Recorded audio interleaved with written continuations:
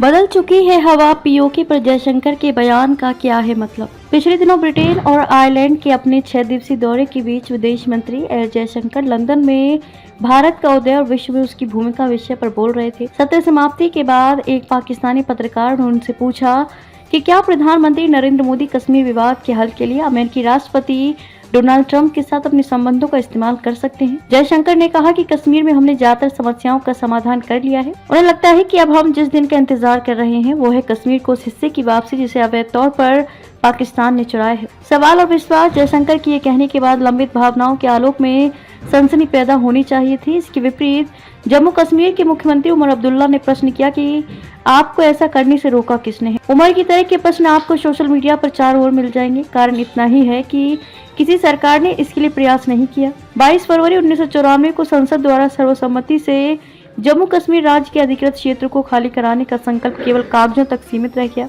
ऐसे में आम लोग कैसे विश्वास करेंगे कि कोई सरकार पीओके वापस लेगी। हासिल का संकल्प। जयशंकर से पहले गृह मंत्री अमित शाह और रक्षा मंत्री राजनाथ सिंह संसद में बयान दे चुके हैं कि जम्मू कश्मीर के लिए बनाई जा रही नीतियों में पाक अधिकृत कश्मीर और अक्साई चीन भी शामिल है। गहराई से देखें तो उनके वक्तव्यों में हासिल करने का संकल्प भी दिखाई देगा। सेना प्रमुख का बयान है कि सेना तैयार है। इस बार केंद्र सरकार की नीति और व्यवहार में पूर्व सरकारों से मौलिक अंतर है।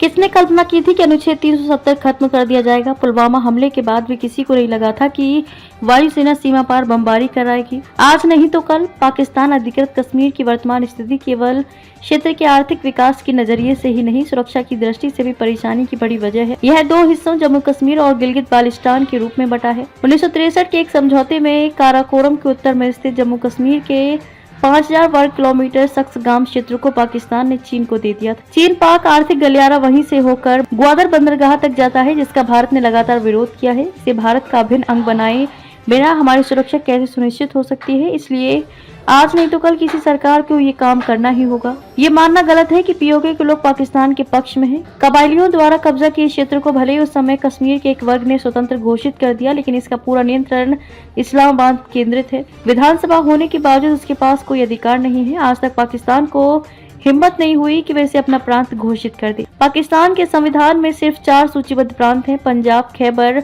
पख्तूनख्वा, बलूचिस्तान और सिंध। इसलिए ये गलतफहमी भी नहीं होनी चाहिए कि पाक अधिकृत कश्मीर पाकिस्तान का हो चुका है। पाक नियंत्रित होने के बावजूद यहाँ लगातार इस्लामाबाद के विरुद्ध विद्रोह होते रहते हैं। कई तरह के खनिज और वन्य औषधि संपदा होने के बावजूद यह क्षेत्र विकास से कोसों दूर है। पाकिस्तान ने उसे आतंकवादियों के प्रशिक्षण, शरण स्थल और सीमा पार कराने के क्षेत्र में बदल दिया है। हाल के वर्षों में वहाँ कई आंदोलन हुए हैं जिनमें इंडिया जिंदाबाद के नारे लगे हैं। 2016 में सर्जिकल स्ट्राइक के बावजूद यहाँ इसका विरोध नहीं हुआ। 2015 के बाद से ही पीओके के अनेक संगठन सामने आकर बोल रहे हैं कि जिस तरह भारत सरकार उसके एक हिस्से में विकास कर रही है, वह सब हमारे क्षेत्र में भी संभव होगा। पीओके में अकेले गिलगित बाल्टिस्तान 72,871 वर्ग किलोमीटर में फैला है। बाल्टिस्तान में अधिकतर बलूच हैं, तो इसे बलूचिस्तान भी कहा जाता है। बलूचों के अंदर पाक के विरोध और उसके मुक्ति का सघन संघर्ष है। बलूच विद्रोही नेता लगातार भारत से स्वतंत्रता के लिए मदद मांगते हैं। कभी भारत की ओर से ऐसे वक्तव्य के विरोध में पाकिस्तान और अनेक मुस्लिम देशों के साथ यूरोप, अमेरिका से आवाजें आती थी। इस बार पाकिस्तान को छोड़कर एक भी स्वर